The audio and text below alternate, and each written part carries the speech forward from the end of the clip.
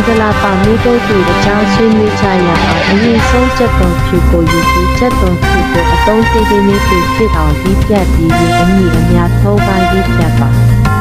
ပြီးရင်ကြုံလို့ချက်ဦးနဲ့ဖာကိုတိုးနဲ့အုပ်ပြီးစီပူထဲကြော်ပါပြီးရင်စားနဲ့ခရမ်းကျင်သည့် sauce ထည့်ပြီးစားပါ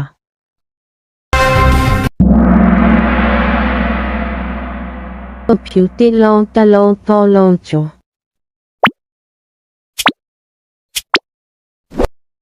အရင်ဆုံးချက်တော်ဖြူကိုယူပြီးချက်တော်ဖြူကိုအတုံးသေးသေးလေးတွေဖြစ်အောင်ပြီးပြတ်ပြီးရင်အညီအများသုံးပိုင်းပြီးဖြတ်ပါ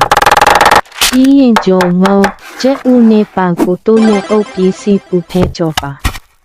ပြီးရင်စားနဲ့ခရမ်းကျင်သည့် sauce ထည့်ပြီးစားလိုက်ပါ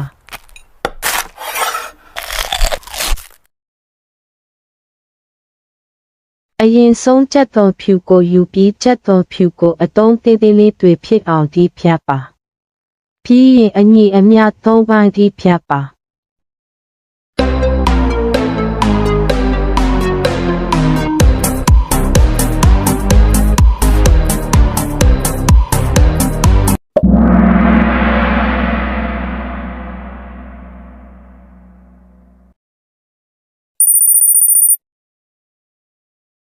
ပြီးရင်ကြုံငုံချက်ဦးနဲ့ပန်ကိုတိုးနဲ့အုပ်ပြီးစီပူထဲကြော်ပြီးရင်စားနဲ့ကတ်ချက်ထည့်ပြီးစားသုံးနိုင်ပါတယ်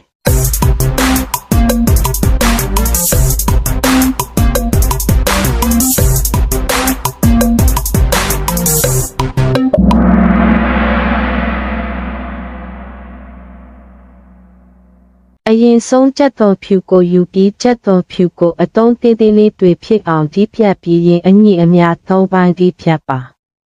ပြီးရင်ကြုံငုံချက်ဦးနဲ့ပန်ကိုတိုးနဲ့အုပ်ပြီးစီပူထဲကြော်ပါပြီးရင်စားနဲ့ခရမ်းကျင်သည့် sauce ထည့်ပြီးစားလိုက်ပါနောက်မှတွေ့မယ်